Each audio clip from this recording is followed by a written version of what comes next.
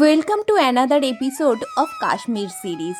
আজকে আমার সাথে চলুন পায়ে পায়ে ঘুরে নিন শ্রীনগর। এর আগের দিনকে আপনাদের তো বলেইছিলাম কিভাবে আমরা পেহেলগাঁও থেকে শ্রীনগর এলাম কম খরচে কম সময়।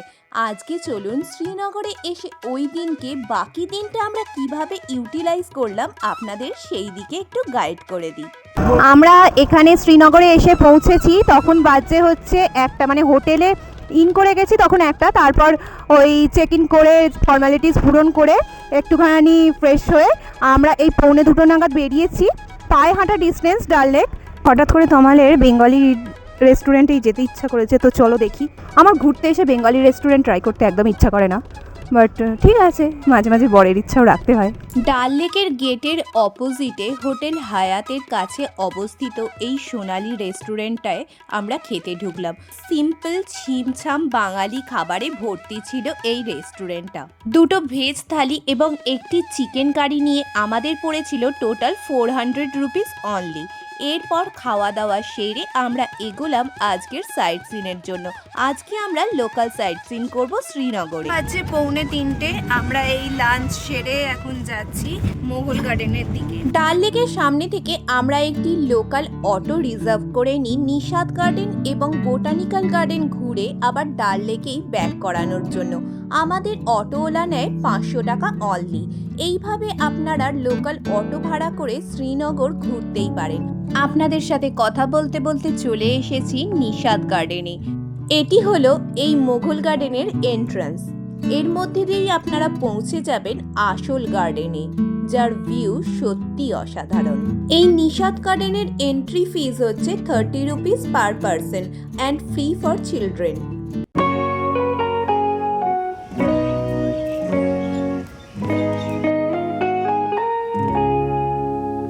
সুন্দর সাজানো গোছানো বাগান, পাখির কলতান, তার সঙ্গে রয়েছে ফোয়ারার আওয়াজ আর প্রকৃতির সুন্দর পাহাড়ের আঁকিবুকি তো আছেই। সব মিলিয়ে সত্যি মনোরম জায়গা।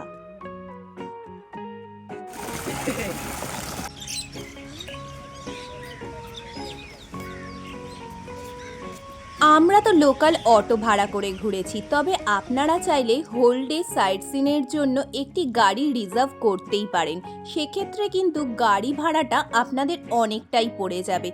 আমরা যেহেতু এবারে খুব বাজেটারিভাবেই পুরো ট্রিপটা প্ল্যান করেছি, তাই জন্য আমার উদ্দেশ্য আপনাদেরকেও গাইড করে দেওয়া। কাশ্মীর ভ্রমণ মানেই হিউজ খরচ কিন্তু নয়, কাশ্মীর ভ্রমণ মানে প্ল্যানিং করে খরচ।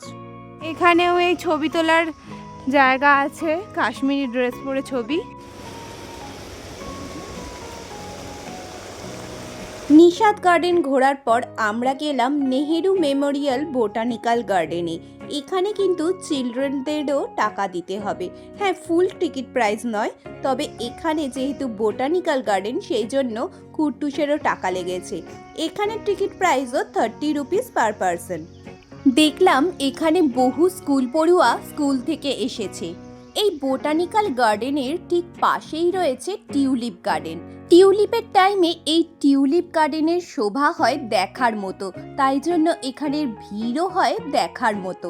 তবে আমরা যেহেতু টিউলিপের টাইমে আসিনি, তাই টিউলিপ গার্ডেনটি আমরা স্কিপ করলাম।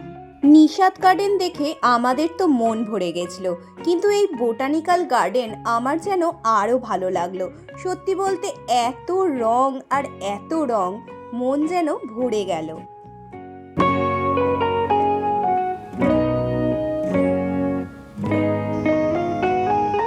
চেনার লিভ, মানে একটা ঘাট মতো করা, এইখান দিয়ে জলে নামা যায়।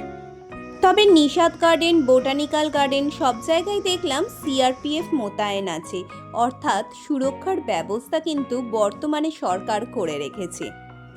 আমরা যে স্পটগুলো কভার করলাম সেগুলো ছাড়াও ছিল আর কিছু কিছু মোগল গার্ডেন।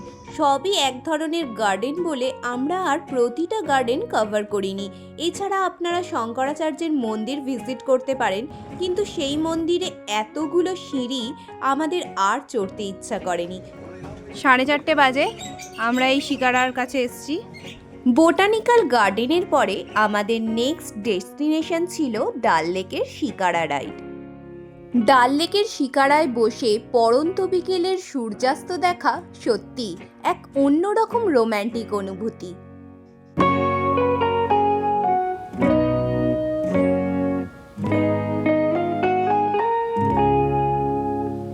রাতের আলোতে এই ডাল লেককে আরও বেশি মায়াবী লাগে। এই যে জায়গাটি দেখছেন এইটি হচ্ছে ডাল লেকের একটি পার্ক মতো। আপনারা চাইলে শিকারাকে দাঁড় করিয়ে এই পার্কটি কিছুক্ষণ এনজয় করতে পারেন। এই দেখুন এখানে যেভাবে ফল বিক্রি হচ্ছে এইভাবেই সব কিছু বিক্রি হয় এখানে। আমরা নিলাম 100 টাকার এক প্লেট মিক্স ফ্রুট চাট। স্পিডবোটও আছে এখানে। এখানে কম রেঞ্জ থেকে শুরু করে হাই রেঞ্জের মধ্যে অনেকগুলি হাউসবোট পেয়ে যাবেন। তবে কি বলুন তো, যদি আপনারা এই লেক থেকে মেন ল্যান্ডের দিকে যেতে চান সেক্ষেত্রে কিন্তু একমাত্র শিকারাই ভরসা। তাই ল্যান্ডের দিকে যেতে গেলে আপনাদের কিন্তু শিকারার অ্যাভেলেবিলিটিটা দেখে নিতে হবে। তবে হাউসবোটে নাইট স্টে করতে চাইলে অবশ্যই দেখে নেবেন সেই হাউসবোটগুলোর নিজস্ব শিকারা আছে কিনা। আমার মনে হয় সেই ক্ষেত্রে কিন্তু সারা দিনব্যাপী এই একটা বোটের মধ্যে থাকা কিন্তু একটু বোরিং হতে পারে। শিকারা রাইডেই আপনারা দেখতে পাবেন সেই জায়গা যেখানেতে মিশন কাশ্মীরের শুটিং হয়েছিল, সেই হাউসবোটটিও আপনারা এখানে দেখতে পাবেন। এছাড়া মিনা বাজার মার্কেট তো রয়েছেই, তবে ভুলেও যেন এখান থেকে কেনাকাটা করতে যাবেন না, প্রাইস কিন্তু অনেকটাই উঁচু দিকে থাকে। बोट 150 रुपए का, फ्रिज मैग्नेट्स, किचन लाइट वाला के बारे में। এটা হচ্ছে মিনা বাজার মার্কেট।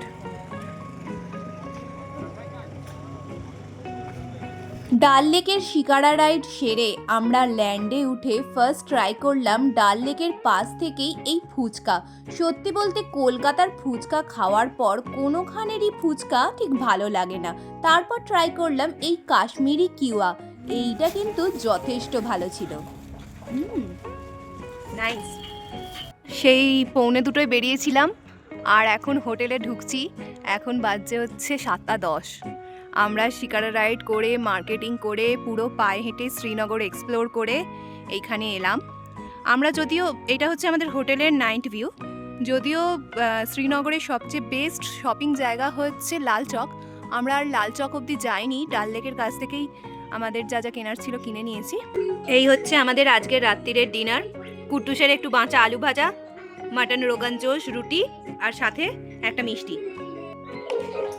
খাবার ভীষণই টেস্টি, একদম চামচে করে মাটন ছিঁড়ে যাচ্ছে, এত সফট, কিন্তু প্রচণ্ড কস্টলি। 600 টাকা দাম এই এক প্লেট রোগান জোশের, 650 টাকা দাম এক প্লেট রোগান জোশের, বাট টু ইয়ামি। এই ছিল আমাদের আজকের ব্লগ। তো কেমন লাগলো অবশ্যই কমেন্টে জানিও। ভালো লাগলে লাইক করো, শেয়ার করো আর আমার চ্যানেলটা সাবস্ক্রাইব করতে ভুলো না। এর পরের দিন আসছি আমাদের হোটেলের ডিটেল ভিডিও নিয়ে। ততক্ষণ সাবস্ক্রাইব করে পাশে থেকো।